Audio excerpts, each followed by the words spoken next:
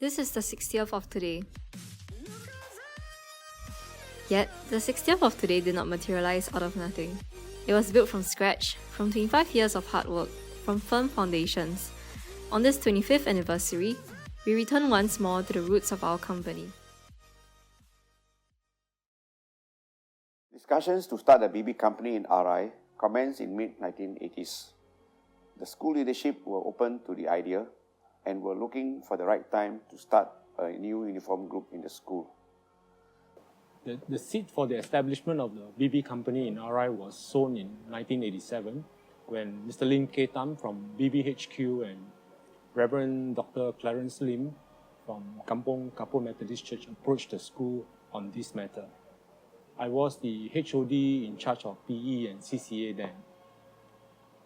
However, the school was planning to reduce the number of ECA, or what we know as CCA today, that following year, as there was a change in MOE ECA policy.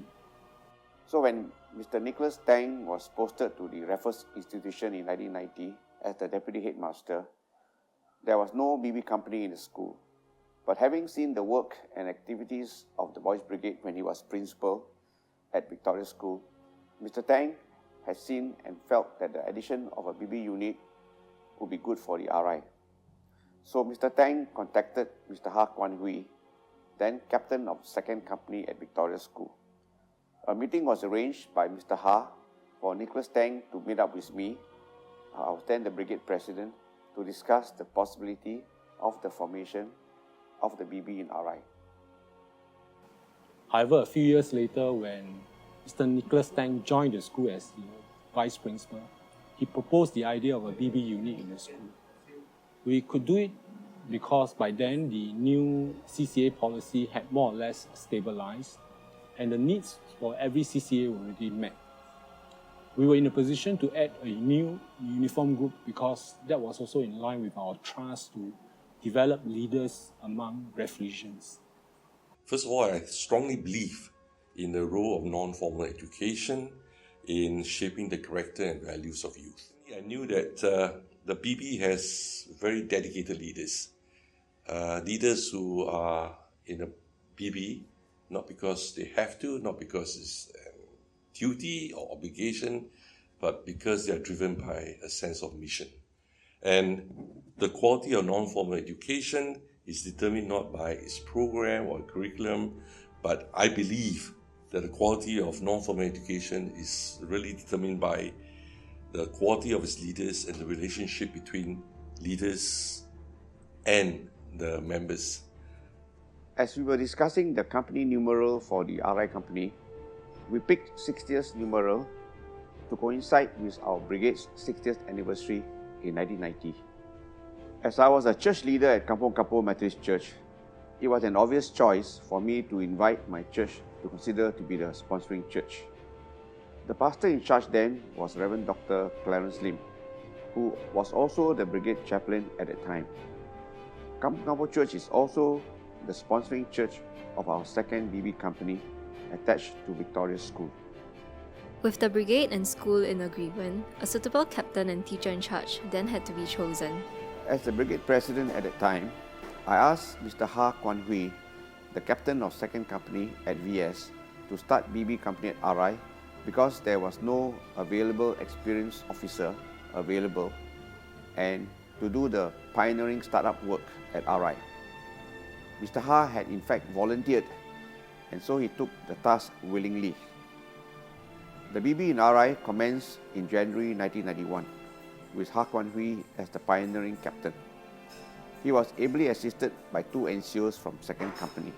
Fortunately, by mid-year, Mr. Jimmy Koh was available, and so in July 1991, he took over captaincy from Mr. Ha as the captain of the 60th company.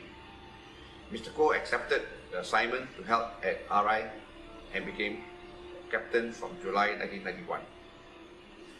Mr. Jimmy Koh was assisted by two officers, Mr. Tai Yu Mei and Mr. Christopher Long, seconded by BBHQ, in addition to the two NCOs from second company. More than 20 recruits signed up to join the Boys Brigade in February. From February to August, more boys joined. This gradually increased due to the constant encouragement of the teacher in charge, Miss Lee, and the ECA department, who channeled boys to the BB. By August, the company had a membership strength of 44 boys. I was utterly excited and delighted then when my colleague, Mrs. Esther Sin, an ex-RIGP or Gifted Education Program mathematics teacher and a member of the Kampong Kapor Methodist Church, told me one day that RI would be starting a new CCA, the Boys Brigade, and that she was asked to be the first teacher in charge. She expressed her fears in response to the high calling. She asked me if I would like to replace her instead. I was always hoping that RI will have a Boys Brigade or a Christian fellowship to raise godly and God-fearing students for the nation who often became leaders in one sphere or another. So since I had been waiting for this vision to come true, ever since I was called in 1985 to this school, I, without hesitation, immediately agreed. After the company was founded, boys were recruited to join the BB. Some of these students were Christians from Christian families who actually planned to join a Boys Brigade even when they came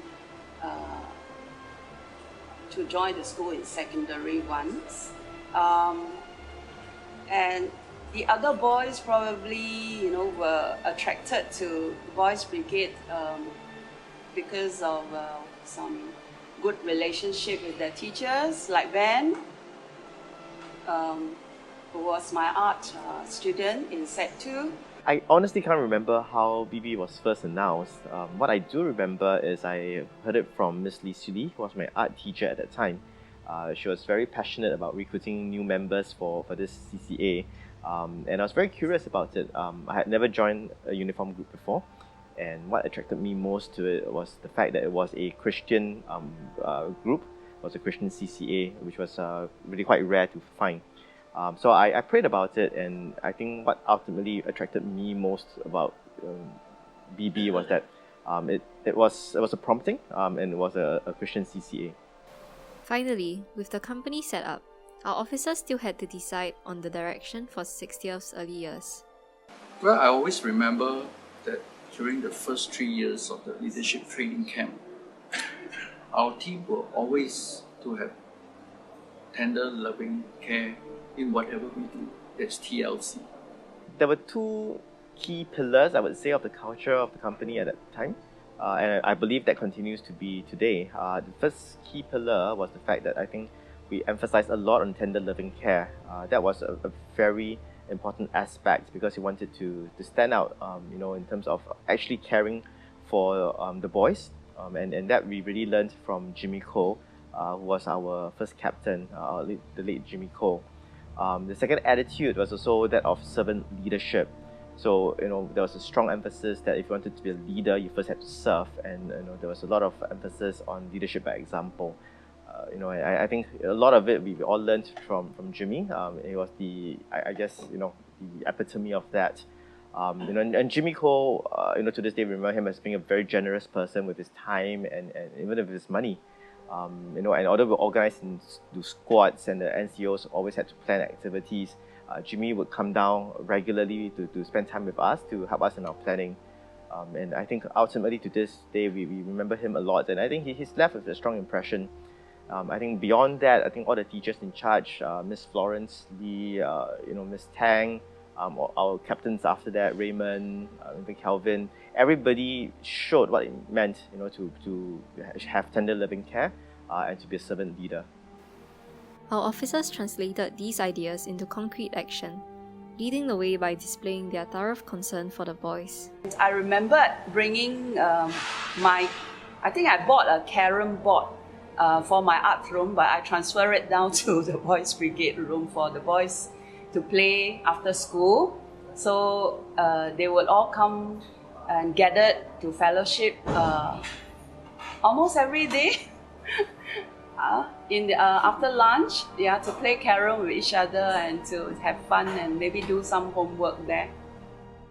I was always highly vigilant as a teacher in church and kept a very close supervision on the RI boys' activities, their safety, their well-being, as well as making sure that they are learning what they need to learn in order to have the kind of character meant for a leader in time to come for the nation as well. All this effort and dedication paid off as RIBB flourished. Within the first 2 or 3 years of establishment, we were starting to outperform many of the older units in the HQ competitions, such as Bible Quiz, Best Unit or Batch Awards. I think we were best senior company in a very short time, 4 or 5 years. We have also since added the bagpipe section and the primers section. And I'm even more pleased to see that an increasing number of Year 5-6 girls being involved in the activities. 60th has done very well from the start. It has proven itself as a strong and attractive CCA. The curriculum fit into our plan of developing leaders to serve the common good. We could also see that many of the BB boys taking on leadership positions within the school, such as prefects. The support from BBHQ and the Victoria School BB unit also facilitated the growth. The achievement by the unit also shows that the boys were benefiting from the BB program itself. Through all of this, God's faithful hand was on 60th and will continue to guide us in the years to come. When I had to leave Raffles Institution in December 1991, end of December 1991, I asked the Lord in tears, literally in tears, God, what would happen to RI Boys Brigade? And I really heard in my spirit the voice of the Lord who said to me in a still, small voice, and these were the words I heard: leave RIBB to me.